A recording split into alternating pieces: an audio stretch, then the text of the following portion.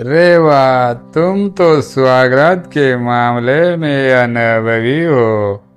अपन तो इस मामले में बिल्कुल अनाड़ी है। कहते हुए सुदीप ने नशे में झूमता हुआ पलंग पर औंधे मुंह गिर पड़ा।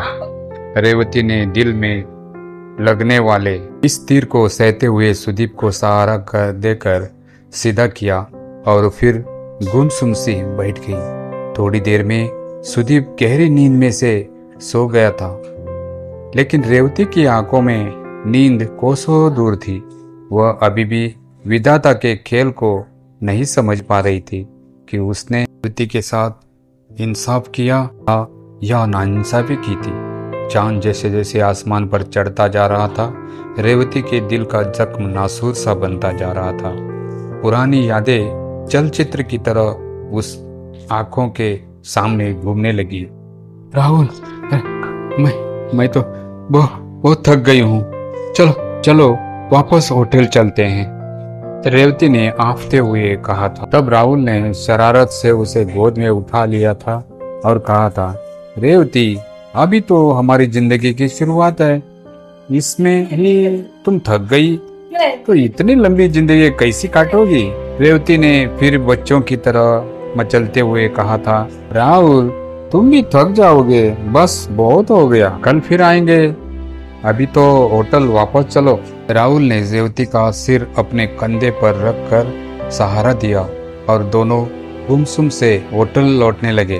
थोड़ी दूर चलने पर रेवती ने फिर कहा, राहुल, मैं खुद को दुनिया की सबसे भाग्यशाली पत्नी मानती हूँ जो तुम्हारे जैसा पति मुझे मिला।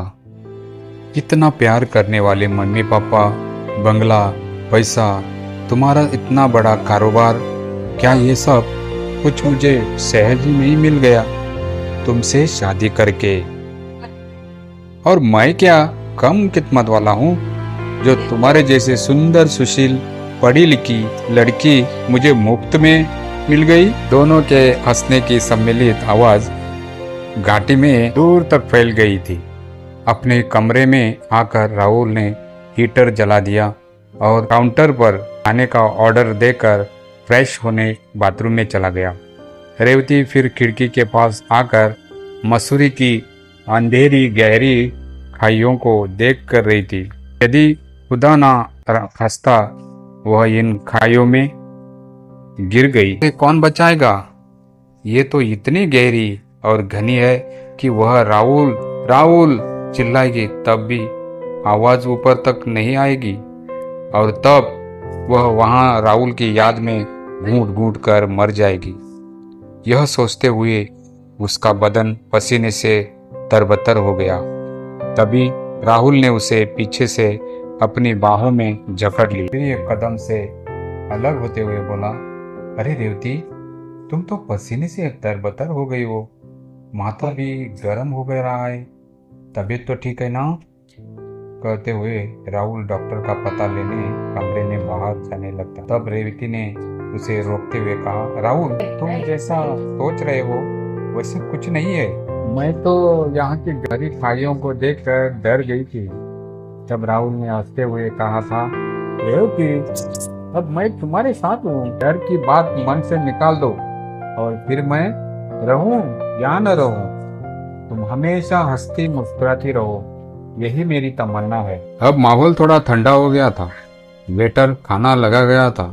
खाना खाकर राहुल टीवी देखने लगा कि अपने सास ससुर से फोन पर बात करने लगी थी। हनीमून के 15 दिन कैसे गुजर गए मालूम ही नहीं हुआ।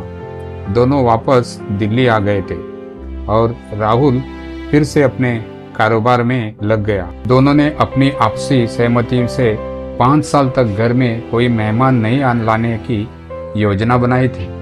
1-2 बार जब रेवती की सास ने इस बारे में बात की, तब रेवती की कुटिल हंसी से समझ गई कि अब उनका पुराना जमाना नहीं रहा कि इधर शादी हुई और उधर बच्चों की लाइन लगनी शुरू हो गई। तो यदि बच्चे नहीं हुए तो बहू पर लांछन लगाने शुरू हो गए। चांद अब उतार पर आ गया था, लेकिन मान्य की पथराई सी निगाहें बंद कमरे की दीवारों पर कुछ पढ़ने की कोशिश कर रही थी। जीवन कितना क्षणभंगुर है, इसका एहसास उसे तब हुआ जब लंदन से वापस आने वाली फ्लाइट के क्रैश हो जाने पर राहुल उससे बिछड़ गया था। सब कुछ जैसे राहुल के साथ चला गया। बड़ा घर, सुविधा, आराम की सब चीजें रेवती को काटने दौड़ती थी। एक दिन राहुल के पिताजी मदन खन्ना ने रेवती से कहा, बेटी, ये जिंदगी बहुत लंबी है। तुम्हें मैं आंसू बहाते देखता हूँ तो मेरा कलेजा मुंह को आ जाता है। मैं चाहता हूँ कि तुम्हारी शादी करके तुम्हारे जीवन को फिर से खुशियों से भर दें। लेकिन रेवती इस स्थिति के स्वीकारने के लिए दिल से तैयार नहीं थी। वह चाहती थी कि राहुल की याद के सहारे पूरी जिंदगी काट दे। एक दिन सुबह सुबह रेवती अपने ससुर के लिए चाय लेकर जा रही थी कि कमरे से आती आवाज पर उसके पांव दरवाजे के बाहर थम गए। कंपनी के वकील कह रहे थे, खन्ना साहब, आप कानूनी तौर पर आपके पुत्र वधू इस कारोबार और संपत्ति की हकदार है। यदि आप चाहते हैं कि आपके लड़के के नहीं रहने पर देवती कानूनी तौर पर संपत्ति और कारोबार हकदार नहीं रहे तो रेवती की शादी कर दे। इस पर खन्ना साहब बोले, वकील साहब, मैं भी यही चाहता हूँ कि रेवती की शादी कर दूं। इससे समाज में मेरा नाम भी हो जाएगा कि मैंने अपनी पुत्र वधू को पुत्री के समान समझते हुए उसका घर बिना किन्हीं पूर्वाग्रहों के बसाया। फिर दोनों की जोर से हंसने की आवाज बाहर आई। खन्ना साहब अब रोज रेवती को अतीत की याद दिलाकर भविष्य सुधारने के लिए उकसाते। इधर रेवती की सास सब कुछ समझते हुए भी रेवती को ताने देते हुए कहती, 3 साल में भी एक बच्चे को भी इस घर में नहीं लाई। इसी के सहारे ये बुढ़ापा हंसते खेलते गुजर जाता। कैसी मनहूस लड़की से मैंने राहुल की शादी की थी। राहुल के जाने के साथ ये राहुल के माता पिता का व्यवहार रेवती के प्रति बेगाना सा हो गया था। और फिर कंपनी के वकील के साथ खन्ना साहब की बात में रेवती डर गई थी। रेवती ने एक दिन अपने मायके जाकर वही रहने का अनुरोध अपने सास ससुर से किया, लेकिन वह इसके लिए तैयार नहीं हुए। आखिर सब तरफ में हार कर रेवती ने खन्ना साहब का अपनी दूसरी शादी की सहमति दे दी और एक दाद समारोह में रेवती की शादी सुदीप के साथ हो गई। सुबह की लाली आसमान पर छाने लगी थी। रेवती की पूरी रात जागते हुए बीती। सुदीप ने करवट बदलते हुए फिर कहा, रे वाह, तुमने तो पूरी रात ही बेकार कर दी। अरे थोड़ी देर के लिए मुझे राहुल ही समझ लेती। मैं आपके लिए चाय लेकर आती हूँ। कहते हुए रेवती कमरे से बाहर निकल गई। रेवती अभी किचन में जाकर चाय के लिए पानी गैस पर चढ़ाई ही था कि उसे सुदीप की माँ की आवाज सुनाई दी, अरे उस घर में भले ही तू कुछ भी करती हो, उससे मुझे मतलब नहीं, लेकिन इस घर में मुझे नहा धोकर ये किचन में आना होगा।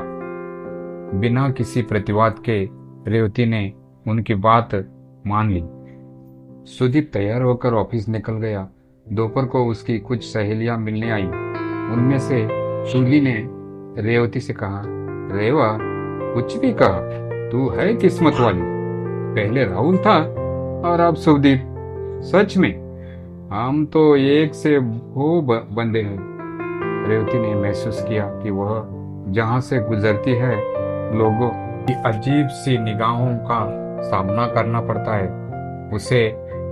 उसे एहसास होने लगा कि पुनर्विवाह एक दो धारी तलवार की तरह है। लोग इसका एक पहलू देखते हैं, लेकिन दूसरा पहलू जिसे नारी भुगतती है उसकी तरफ किसी का ध्यान नहीं जाता। अतीत, वर्तमान और भविष्य के चक्रियों में नारी फंस जाती है। एक बार रात में सुदीप अपने दोस्तों के साथ बैठा बात कर रहा था। उसके दोस्त कह रहे थे, सुदीप, तूने राहुल की झूठन को क्यों स्वीकार किया? अरे तुझे तो एक से एक लड़कियां मिल जाती। तब सुदीप जो नशे में हो चुका था बोला, खन्ना ने इस शादी के लिए 5 लाख रुपए दिए हैं। इतनी बड़ी रकम के एवज में रेवती से शादी करना क्या बुरा है? और इसी के साथ सब हंसने लगे। अब तक रेवती सभी पहलुओं से परिचित हो चुकी थी। समय अबाध गति से गुजर रहा था। रेवती जितनी सामान्य होने की कोशिश करती, रोज कोई न कोई ऐसी घटना घट जाती से उसके को चोट पहुंच जाती। सुदीप बात बात में उसे उसका अतीत याद दिलाता रहता और ताने देता रहता। रेवती सोचती, विवाह करने वाली हर नारी को इस तरह की दोहरी मानसिकता में रहना पड़ता है। एक दिन जब सुदीप सुबह उठा तब कमरे में उसे रेवती नहीं दिखी। बिस्तर पर एक चिट्ठी रखी थी जिसमें रेवती ने लिखा था, सुदीप, शायद पुनर्विवाह नारी के लिए एक दुखद पहलू ही है। हो सकता है इसके पीछे सोच अच्छी रही हो, नारी को हंसाए समझते हुए सहारा देने की अवधारणा इसके पीछे रही हो, लेकिन जब सहारा एहसान सा दिखने लगे और नारी मन को ओछी मानसिकता के चलते घर बाहर जब सब जगह दूसरे दर्जे का स्थान मिले, वह भी जिंदगी भर तानों के साथ, इससे अच्छा तो यह है कि रास्ते ही बदल दिए जाए। मैं ही तुम्हारी जिंदगी से हट जाऊं, इसीलिए मैं अपने मायके जा रही हूँ। तुम अपनी खुशी के लिए सुविधा अनुसार तलाक के कागजात भेज देना, मैं दस्तखत कर दूंगी। रेवती। चिट्ठी पढ़कर सुदीप एक बार तो सोच ही नहीं पाया कि यह क्या हो गया। साथ ही उसे रेवती की अंत पीड़ा का भी एहसास हुआ, जिसे उसने समझा ही नहीं था। पुनर्विवाह पुरुष के लिए भले ही सहज होता हो, परंतु नारी के लिए उतना ही कष्टप्रद हो सकता है। जब उसे उसका पति ही सही परिप्रेक्ष्य में न ले, सुदीप ने तो सोचा था कि उसने रेवती से शादी करके उसके ऊपर बड़ा एहसान किया है। अब वह जिंदगी भर सुदीप के एहसान तले जती रहेगी। लेकिन रेवती ने जल्दी ही वास्तविकता से उसे परिचित करा दिया था। सुदीप संताप की आग में जल रहा था। अगले ही दिन वह रेवती के मायके गया। उसे लगा रेवती ने ये सब बातें घर में भी बता दी होगी, तो उसे रेवती के माता पिता और रेवती के भोग का भोजन बनना पड़ेगा। लेकिन ऐसा कुछ नहीं हुआ, क्योंकि हालात ने रेवती को इतना कठोर बना दिया था कि मानो उसे जहर का प्याला पीने की आदत हो गई थी। रेवती ने सहज ही सुदीप से पूछा, अब क्या लेने आए हो? सुदीप ने शर्म से सिर झुकाते हुए कहा, मैं तुम्हें लेने आया हूँ। तुम्हारी पीड़ा, तुम्हारा दर्द समझने में मुझे थोड़ी देर लगी, लेकिन अब समझ में आ रहा है कि मैं तुम्हें जिंदगी भर नहीं छोड़ सकता। मुझे माफ कर दो रेवती। अतीत के दरवाजे आज से तुम्हारे लिए बंद हो गए हैं। अब तुम और मैं केवल भविष्य की ओर बढ़ेंगे। पूर्व की तरह रेवती बिना कोई प्रतिवाद किए अपना सामान बांधने लगी सुदीप के साथ जाने के लिए, यह सोचते हुए कि शायद इसी तरह लोगों की सोच पुनर्विवाह के मामले में बदलेगी। ये कहानी अच्छी लगी हो तो मेरे इस चैनल को सब्सक्राइब करना ना भूलिए। मैं रोज ऐसी कहानियाँ लाते रहता हूँ। Like, subscribe and comment. Please support my channel.